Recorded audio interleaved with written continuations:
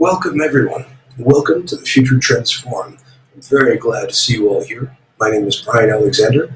I'm your chief cat herder and host for this hour, and I'm looking forward to a splendid conversation about some really important issues and some very exciting possibilities.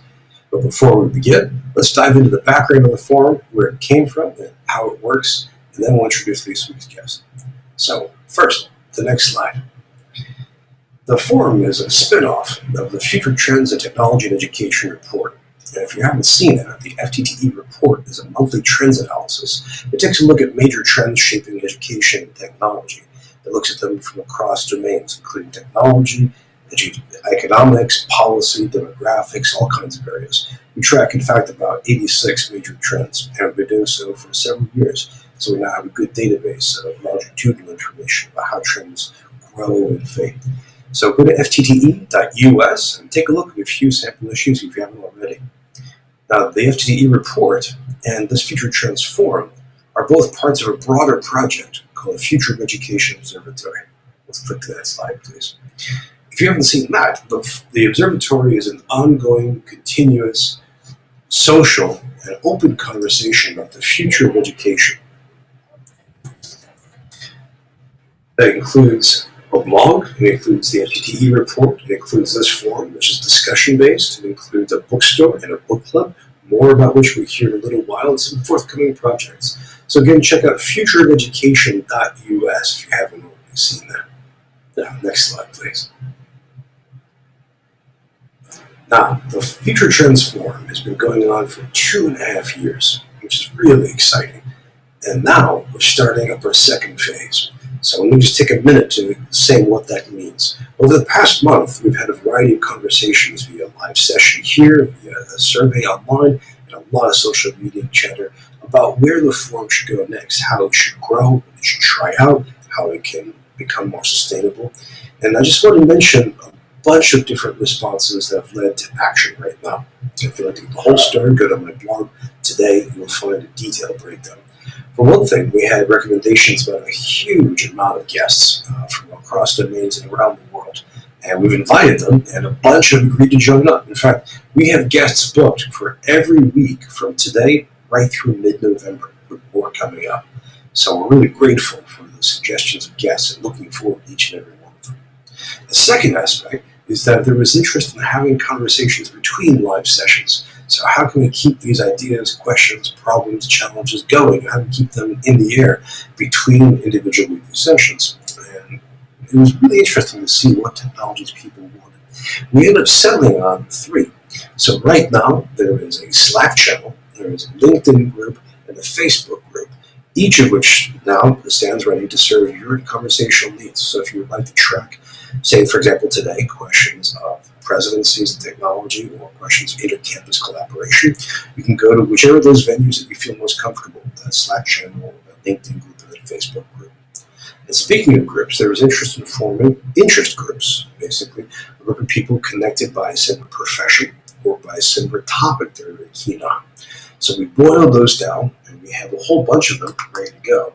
And I just want to list them for you to show that they're open and ready for you to participate in.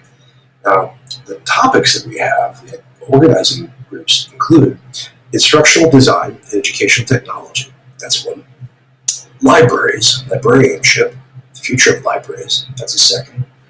Professional development, which is a third. And technologies of all sorts, including augmented reality and so on. So those 4 groups are available. If you're interested in them, if you're a librarian, you're interested in technology, whichever, please start organizing. It's possible that these groups can then start inviting guests or holding programs. I'm very excited to see the emergence of those. And in fact, I'm excited to see all of this. I'm grateful to everybody in the forum community for suggesting so many thoughts. I'm really excited about these new outlines for how Phase 2 progresses. Now, on to the next slide. Before we start, we should also say a few words of thanks and appreciation to those who help support the forum and keep it going. First of all, let me thank NYSERNet in New York State. This is a nonprofit that connects New York State's colleges and universities to the broadband world. They do so very efficiently and creatively. We're very impressed by them and very grateful to them for their support. And in fact, next week I'll be at their annual conference. We're also grateful to Shindig, because as you can tell, Shindig makes available this technology. So let me just walk you through it, because again, this is a discussion-based session. This is about conversation. Let me show you the different ways you can converse. First of all, up here where I am, and where this slide is next to me, just for a minute, this is called the stage. Everybody can see and hear us up here on the stage, and you can join us. I'll show you how to do that. Below us, you can see what I call the participant swarm, the dozens and dozens of people that are in the audience. And you can mouse over them and take a look at them. So you can see, for example, Gloria Dougherty at Georgia Fox, or you can see the silhouette of somebody strong. And if you want to talk to those people, one way is to click on their icon. And if they want to talk to you and their technology is ready, then your two boxes will click together like Lego bricks with their own audiovisual bubble, which is pretty neat. Now, to have conversations, we have 3 technologies built in on top of that. So look at the bottom of the screen. There's a white strip running along it, a bunch of different icons. Start with the far left. You'll see there's a number, I think it's 39, and a few human silhouettes, and a kind of dialogue box with cartoons. Click on that. 2 boxes will pop up. The big one on the left is what those of us of a certain age remember as a film strip. It shows you all the different people who are participating in this conversation right now. You can see Esperanza, you can see Roxanne, you can see Holly. It's a quick way just to get a sense of everybody involved in this conversation.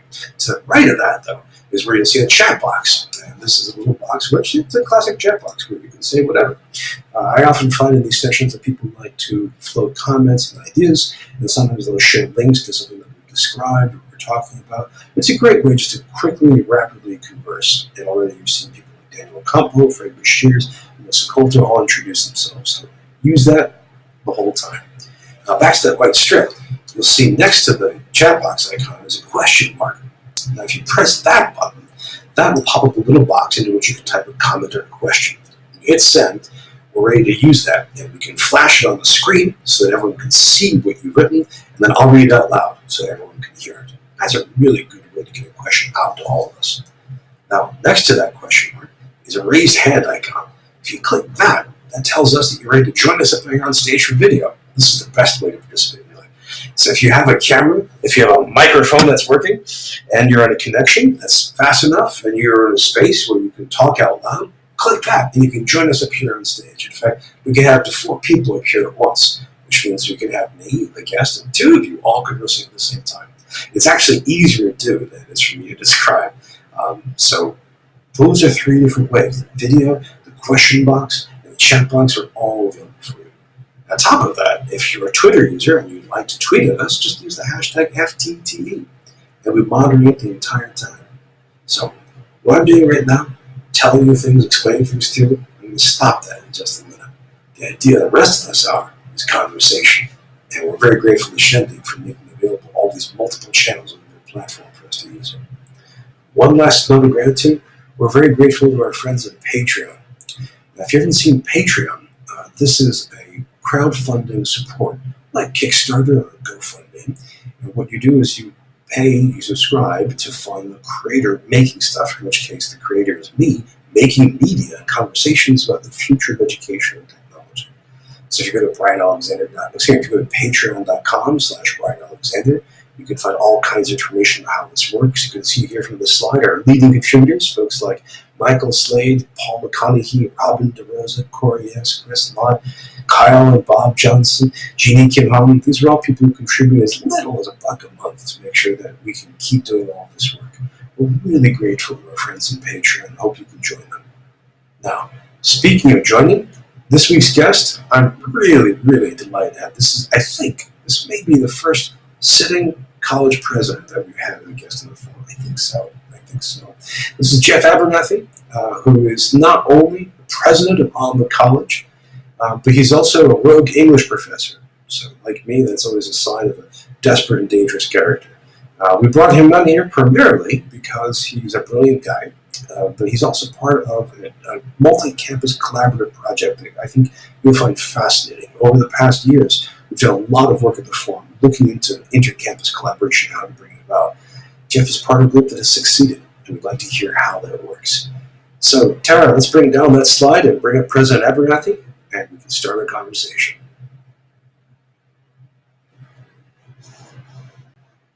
If you haven't introduced yourself, please do so in the chat box. Just say who you are and where you're from. Well, President Abernathy, can you hear and see us? I can. Hi, Brian. Excellent. Oh, it's great to see you, Jeff. Welcome to Likewise. the forum.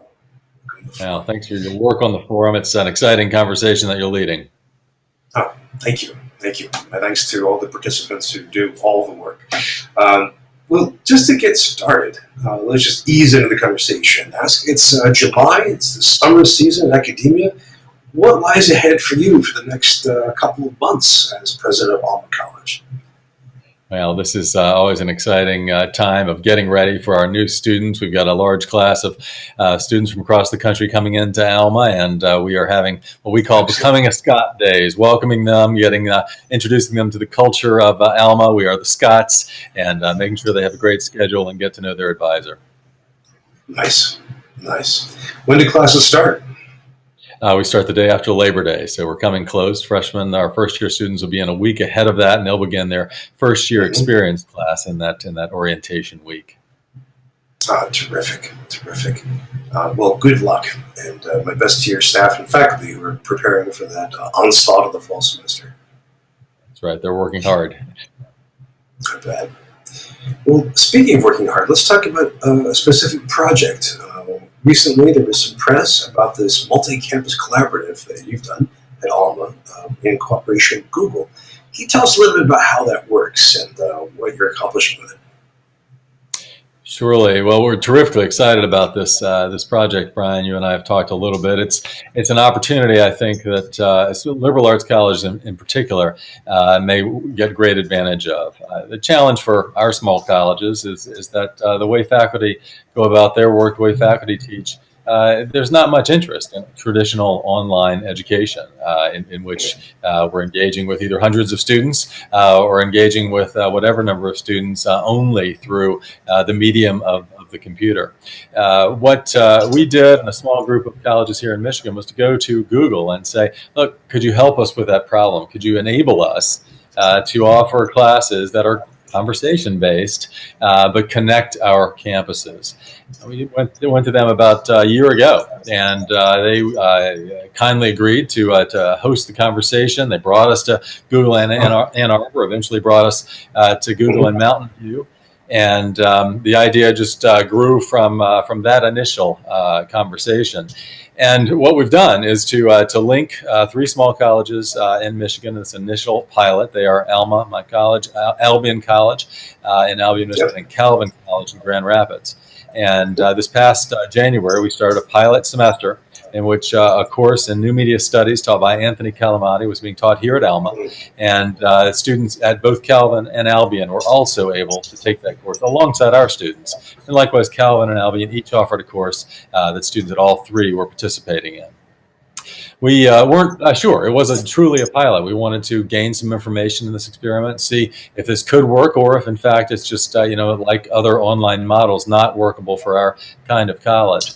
What was so exciting, as Dr. Calamati reports, is that if we were skeptical at first that we could engage students deeply in conversation, we soon found that what happened was that students didn't have that opportunity to be in the back row and sort of, not completely engaged. In fact, in the way that we are doing, you had to lean in to engage those students on those other campuses. And that for many of the students, we found this experience was actually deeper in terms of learning.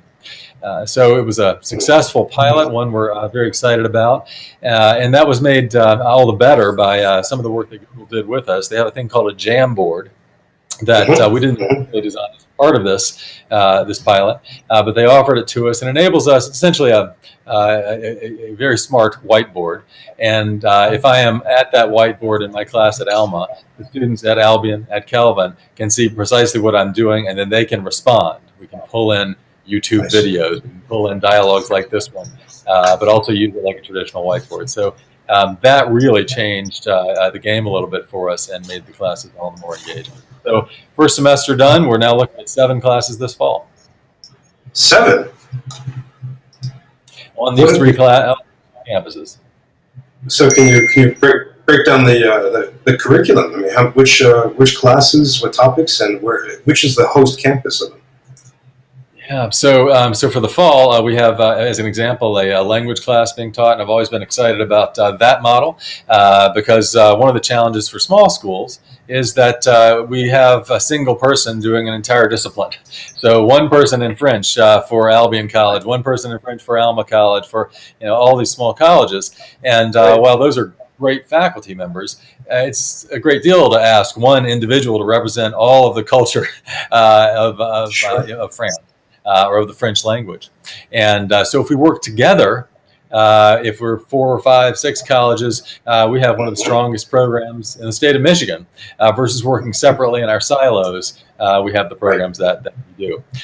So excited to see that we are offering language. We are once again, I believe, offering a sociology class. I expect we'll do new media studies as well, really representing the breadth of disciplines. What was exciting for us to see is that faculty saw the enthusiasm of those initial faculty in the pilot and said, hey, I want a part of this. So now at Alma, we've actually had to build out a second room. It has particular Google technology in these spaces, and thanks to the work of a design firm here in Michigan, Steelcase, it's actually been outfitted with appropriate furniture as well. So we built out a second room, and I think they've done the same at Calvin and Albion. Well, that's fantastic. Friends, I have all kinds of questions to ask, but don't let me hog the floor. In fact, we already have a question coming in from Maria Anderson. Let's beam in Maria if we could. And you should know, by the way, Jeff, that Maria used to teach in Michigan. She's a wonderful, wonderful calculus professor. Hello, Maria. Hi. I think I've actually been to the Alma campus for a conference. Oh, fantastic. So I was going to ask about what classes you think are best suited to this, but you kind of answered that already. I think in that it's the ones that you want more diversity of the expertise, or I'm guessing you're also looking at classes that have low enrollments on all campuses that could be covered easily by one teacher. Maria, that's right. I think we really started by wanting to add value, right? We wanted a class from Calvin that we don't necessarily have at Alma, and likewise from Albion.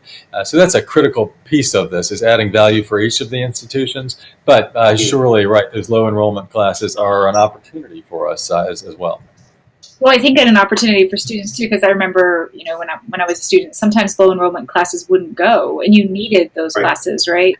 And so it helps students if the class that would normally be too low to go that semester actually goes in the semester you need it, right?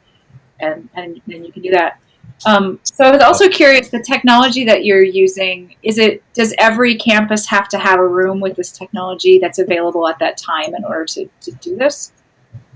Yeah, they do, and the beauty of it is, and I think most on the call are familiar with video conferencing technology, which has been for higher education pretty frustrating, right? I mean, we know, this great program in Shindig is working terrifically well, but when you've thought of video conferencing over the last 20 years, it was incredibly expensive.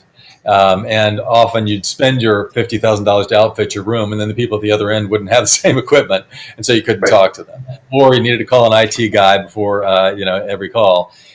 Google, when you go to their offices in Mountain View, every single office space is outfitted with their technology, and that's called Chromebox technology, and it costs about $3,000. You walk in, their metaphor I love. They want it to be like a dial tone. You walk in and it's ready. There's no IT guy needs to come in. There's no other outfitting. You just walk in and suddenly you're talking to people across the world. And they do it literally more than any company in the world. And they're constantly having such meetings because they're so distributed. So that's the technology we're using. It's pretty simple. A couple of television screens and that Chromebox. Certainly other technology could do the same.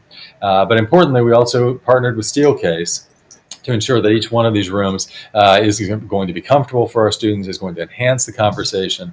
And so, yes, as we expand, we want to make sure we have those same, all of those same comforts and all of those same abilities in each room. So as you expand, are you looking at just covering more courses you already teach, or starting to offer new courses you wouldn't have taught otherwise?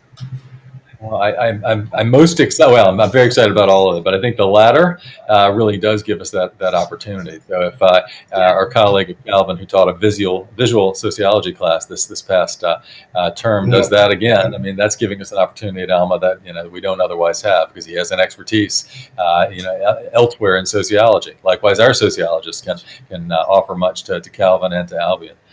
So we hope to get 5 or 6 schools involved in this work in the next year, and get these off the ground. A lot of questions follow. How many campuses can you actually have involved? If it gets to be 5 or 6, that's probably a little complex to manage. But we're thinking about that, and thinking about both adding value and also addressing those small classes. Cool. Thanks. Great questions, Maria. Thank you, and terrific answers, Jeff. This is a really, really rich topic to dive into. Very impressive to see it emerge. Friends, as you can see, beaming Ray up to the stage just took a second, and she was able to ask questions. You can all do this as well. So you can do that, or type in the chat box like Roxanne and Mike are doing, or click on the question mark.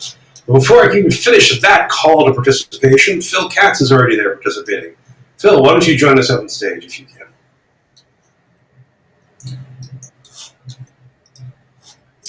Dramatic moment where we'd like to see if it works. Well, Hi, Phil. Can you hear me all? Perfectly. Great. I should start by saying I have some trepidation coming here because I work for the Council of Independent Colleges, and Jeff is one of our members, so technically he's one of my bosses. And I hope Be good, Phil. Gets me fired. That's right. Well, Brian, as you know, and I think as Jeff knows as well, for the last 4 years now, CIC has run a parallel project trying to think about some of these same issues.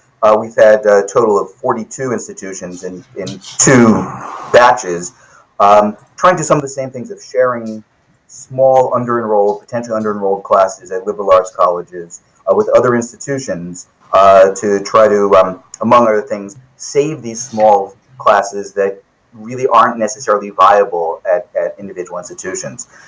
So I don't want to talk about the pedagogy.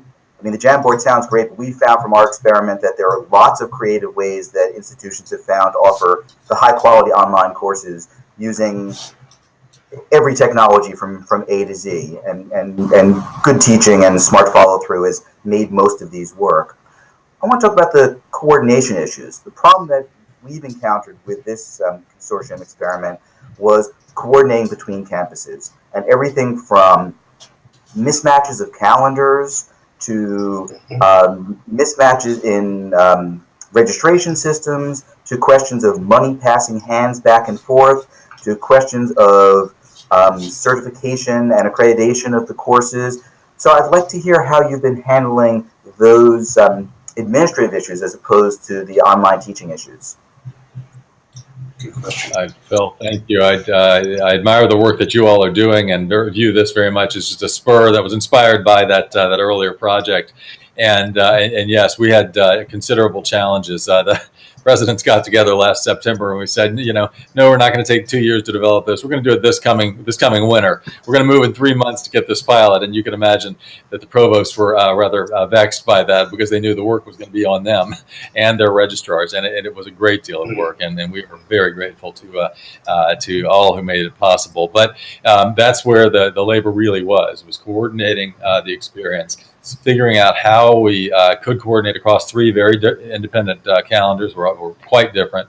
To that point, we simply shortened the semester and expanded the hours in each course.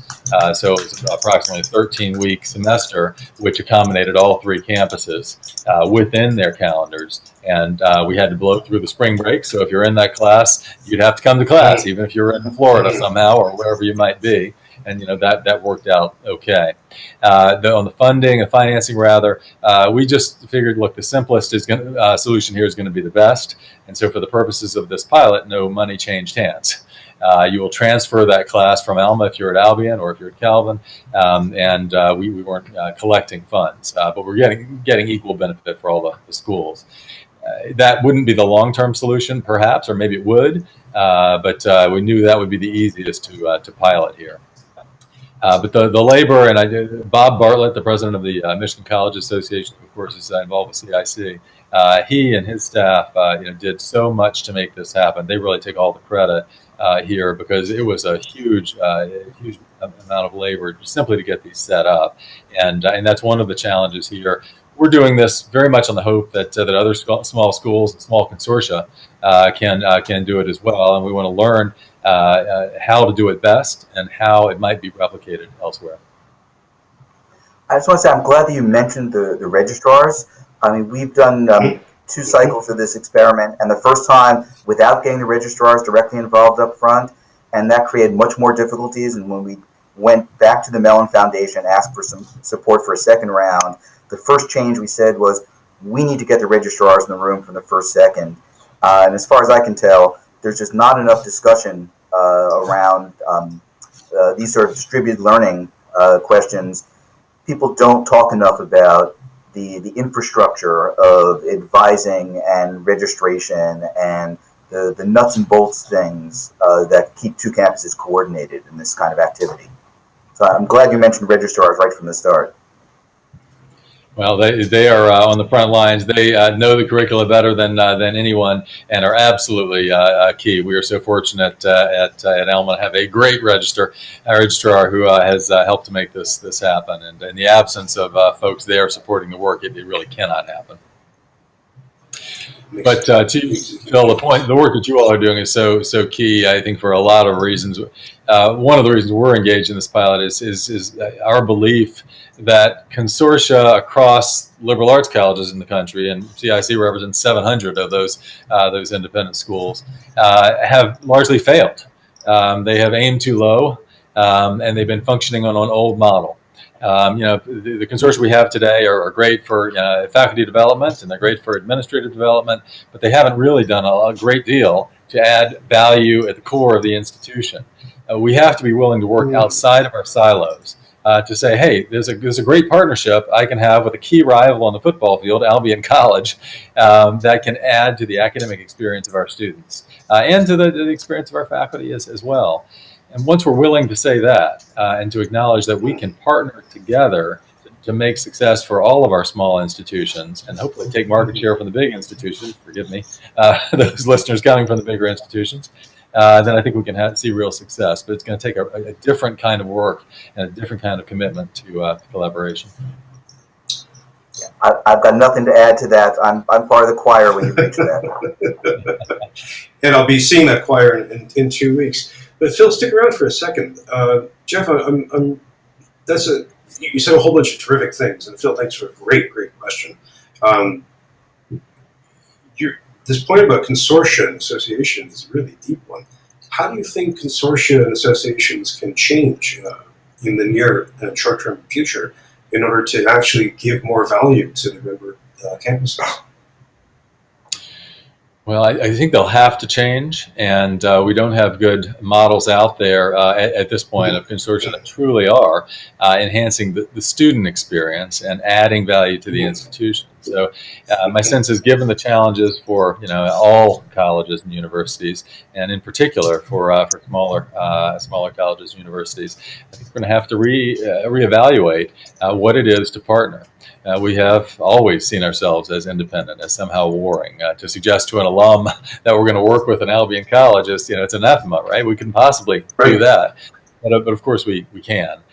In the end, if it's 2 or 3 students we're battling over at this time of year, that's nothing in the larger scheme. We hope those students will come to Alma. They hope they'll go to Albion. But what we really need to be doing is thinking about how we can promote the value of our type of education across the region and beyond, to bring students who might otherwise have chosen to go on to a different school, a larger school, have a different kind of experience. We can do that better by working together. This is a first step, but there are many other ways we can do so. We've been trying for 5-6 years to get this group of colleges together, and this is really just the first successful pilot that we've run. But I think there's much opportunity for us to work effectively together. We can just drop that silo mentality. Well, we have if I can press on that, that's a terrific thing, which I support. And you'll notice, I mean, throughout the forum, we've been supporting interinstitutional collaboration across all different sectors, and there are a lot of really interesting models for that. In fact, on Twitter, we have a question from one of those organizations, from Lakehall. They want to know, how did students at Alma, Albion, and Calvin become aware of online offerings? And related to that was a question, is student demand driving the choice of course offerings? If that makes sense. Great questions. From an organization I admire. Thank you for that. Marketing has probably not been our best skill here. We got out late and in fact missed some of the initial registrations last November, so we realized we had some work to do, and there were some incentives involved at some of the institutions. I believe at one of the colleges, the students actually got a Chromebook to use for the class and to keep beyond that, so that helped. I think they had 50 students. Campus. We didn't have 50 students in line at our campus, but in fact, what we found was the opportunity, the added value attracted interest on our campus. Anthony Calamati's reputation speaks for him and drew a lot of students. And I think now that we're getting this thing going, there's a certain buzz, a certain enthusiasm that's going to bring others in. I hope as well as we go forward that it is student interest and student enthusiasm that's going to drive which classes we're offering. At this point, it was presidents and provosts saying, I think these three would be really exciting for our students, so we took a stab at it, but we did so, of course, based on the reputations and what we knew of the faculty members who were curious, willing to experiment. Willing to assess student learning in a way that's going to contribute to making a better experience down the road. So that's sort of where it is right now. Well, thank you, Liz, for a great question. Oh, please go ahead, Phil. Brian, if I can just comment on that. I mean, our experience with this larger group that leaving aside the selection of courses, which were picked in a very similar way and based on faculty interest, but when it came to attracting students, I think we found that the two most effective things were those personal connections with the faculty member at the home institution, really building on the type of close relationships that students and faculty have at our type of liberal arts colleges. But when you add on top of that the students' interest in flexibility, we were surprised, but shouldn't have been, how much students said we appreciated being able to do something that was flexible around our complicated schedule. And that's the real value. The subject was fine. Being able to do something online, that was fun, but what really drove it was that extra bit of flexibility in our schedules. So that plus the faculty connection was the best recruitment tool that we found. Oh, thank you, Phil. Thank you. Fred, let me just remind all of you, you can tell that we're fielding questions from multiple directions, from chat, from Twitter, from video. Please feel free to chime in any one of these that is most convenient to you, most comfortable for you. I have more questions as well, but I want to make sure everyone else gets their chance to ask. While we're waiting, let me push out a quick one. Jeff, I mean, thinking about the upcoming year of these classes, have you formed a formal organization, or do you have a label for these classes? I mean, is this the Central Michigan Consortium or something like that? So the larger organization is called the Michigan College Alliance, and that's a group of 15 independent colleges, all liberal arts colleges or in some form or fashion still. This is a smaller group within that. We think 15 is probably unwieldy. Can we pilot this collaboration to see what we can learn and determine what size the organization needs to be from there? The six schools have been in conversation that led to this pilot. We'll open it up to those 6 schools and perhaps others as of January. And we're in those conversations now because, of course, we're 6 months away. So at that point, we'll determine, okay, 6 the number, and in another year's time, we'll determine that. Very good. So the MCA seems to play a key role here. Well, Philip, let me let you relax and keep you off the spotlight for a minute, and let other people take the video if they'd like to. Thanks, Brian. Let me ask a detailed question. Thinking about how this is structured over the semester, first of all, how have you built in faculty development to get them to be able to teach these kind of classes? And then, that's on the front end. On the back end, how have you structured assessment in order to assess these very unusual classes, being neither wholly face-to-face nor wholly online? Great questions. Faculty development is key. And with each of these initial faculty involved, we gave them resources to prepare the class and asked them to be thinking about how we can replicate the experience. So, study carefully, what works in the development of the class, what challenges there are, and how we can do it better the next time. So it's assessment of their own work. Likewise, of course, they're assessing student learning themselves as they would in any class on the campuses. But we have an overarching assessment as well that's being run out of a center at Alma College that is thus external to the project. And they went, talked with the students, talked with the faculty, and are developing, we don't have the data yet, but are developing an independent assessment of that first semester, and we'll do the same in future semesters. We, again, want to build a model here. We think this is something that can be good for liberal arts colleges across the country and perhaps for many others. And these are the first steps. I didn't know that California had such a group. That's great to know. Just to press on that one point of faculty development, how did you structure that at Alma? Did you have a faculty development center, or did the professor's department take charge of that? Or was there something online? How did you do that? Yeah, so we do have a faculty development center that's run through the provost's office. In this case, it's because of the timing. We had only a few months. It was a little more seat of the pants than organized 2 years ago and say, well, let's develop these classes. Instead, it was Dr. Calamati bravely agreed last October to offer the course 2 months later, and we thanked him for that and then encouraged him to get working, which he did. He and all the faculty and several of the presidents went to Mountain View in December to sort of check out where we were for courses that, after all, were going to start a month later. And that was a key part of it. Right? It's not just that, the faculty, we're all used to the curricular development. How can I prepare those classes and think about the learning outcomes and the like.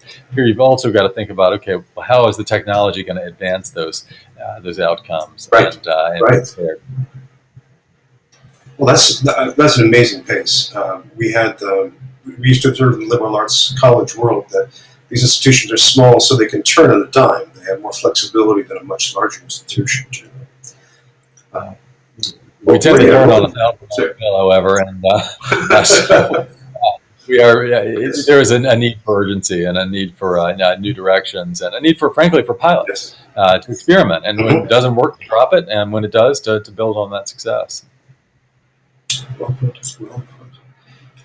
Maria, what are you thinking of?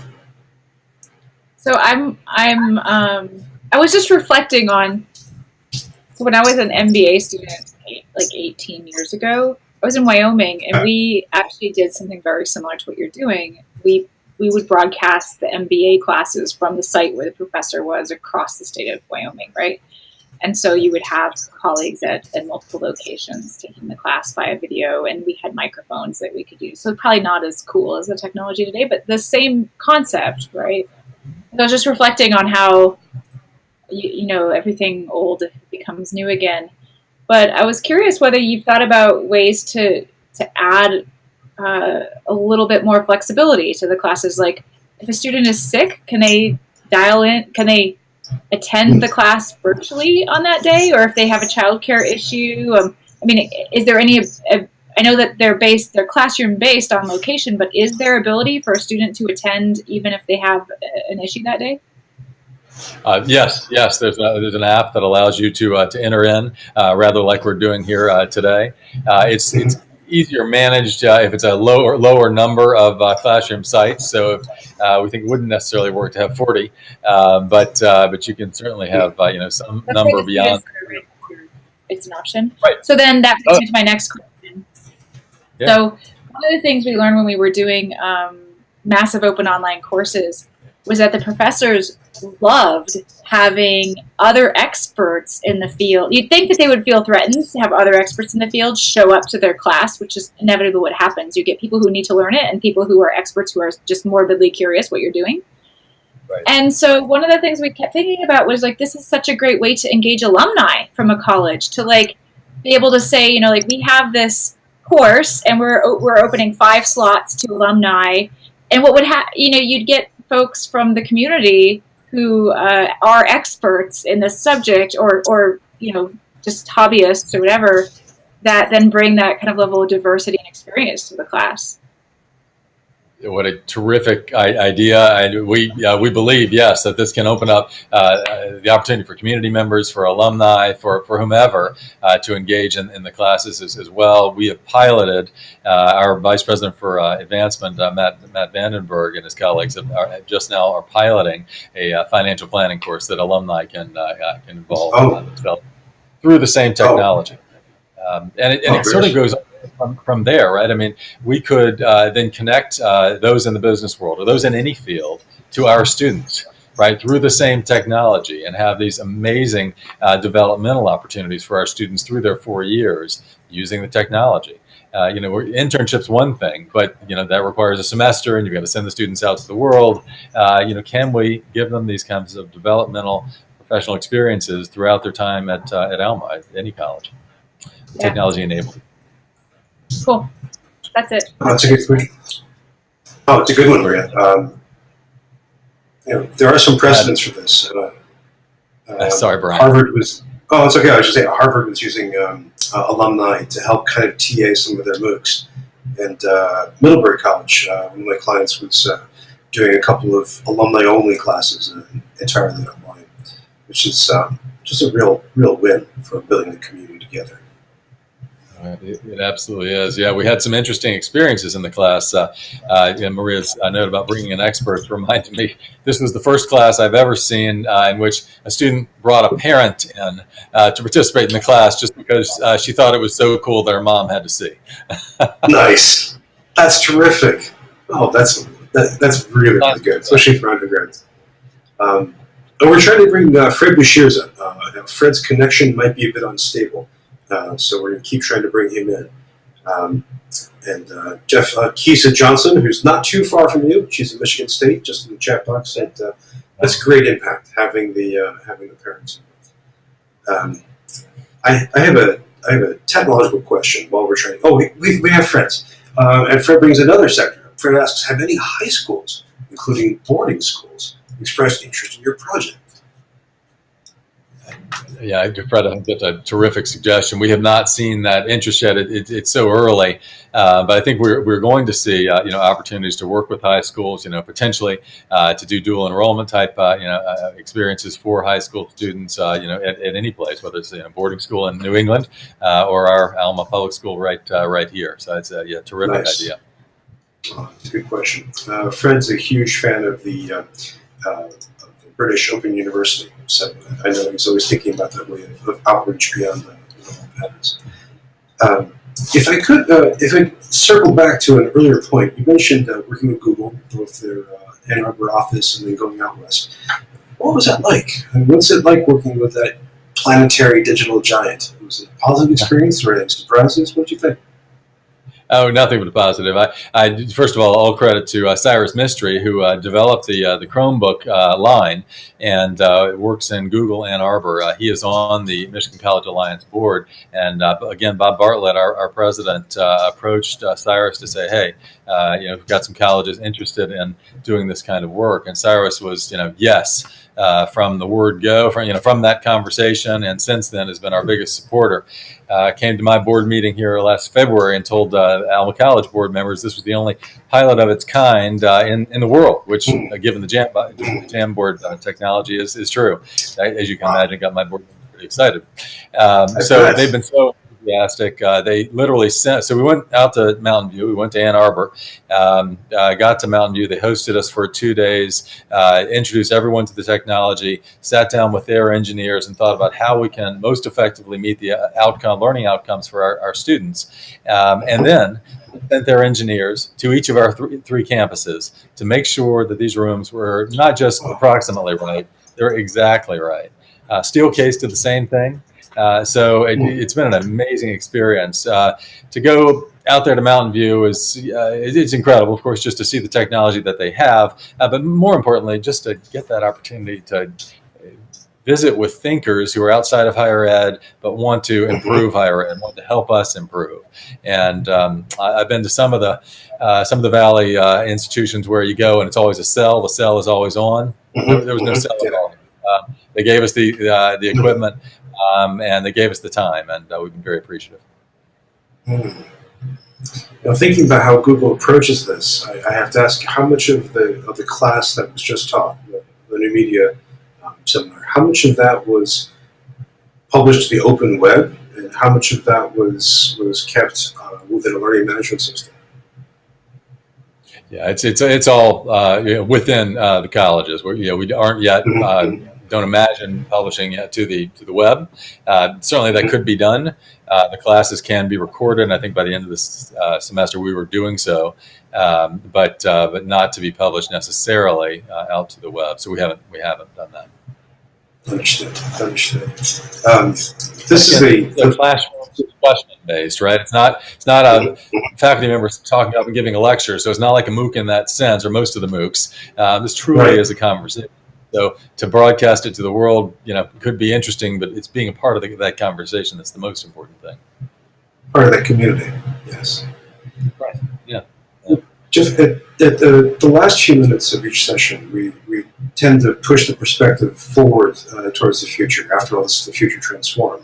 And it seems that what you've described is in many ways a kind of glimpse of one future of higher education, where institutions all around the world can partake of this kind of model. First, I just want to ask you to imagine, what would that be like? I mean, can you imagine other liberal arts colleges as well as other sectors, community colleges, research ones, doing this? What would that be like, say, 10, 15 years out?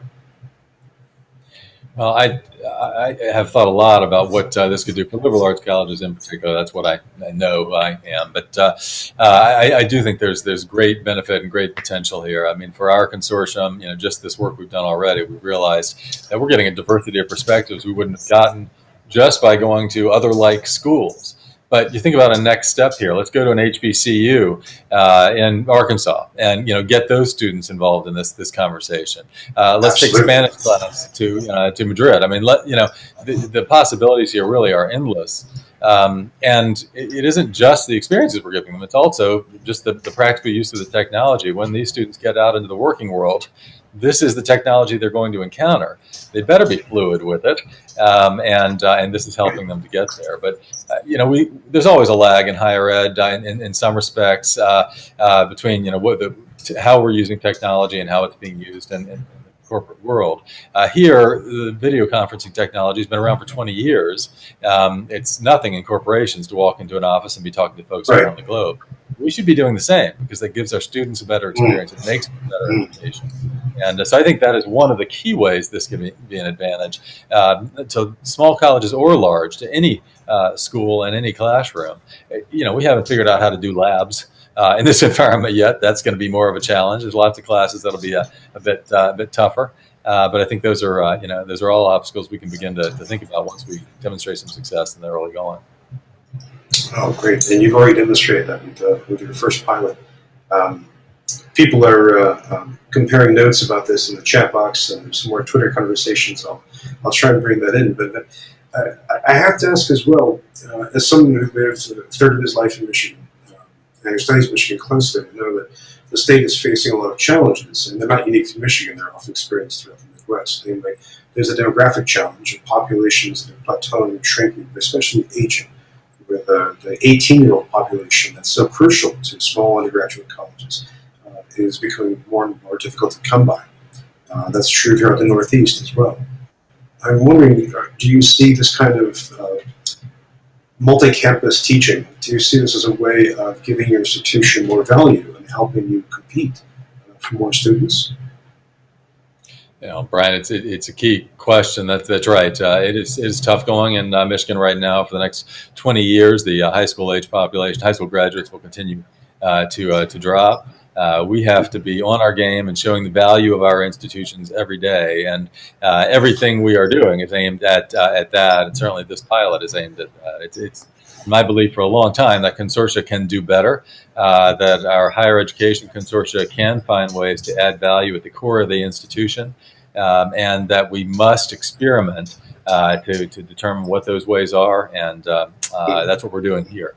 But again, it doesn't stop here. This is a first project for us that's seen success, but I see many more possibilities. And I think liberal arts colleges generally, not just in the Midwest and Northeast, ought to be thinking beyond those silos. No, I agree. That's an important point. That's a hard one to get through, as we've seen. Friends, we have time for one or two last questions from you. So I want to make sure that you can type in the chat box or raise your hand so we can haul you up on stage.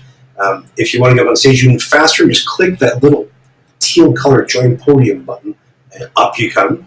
And if you're having issues with broadband or with your mic, that's okay. Just type in the chat box or in the question mark box, and we can carry this still further.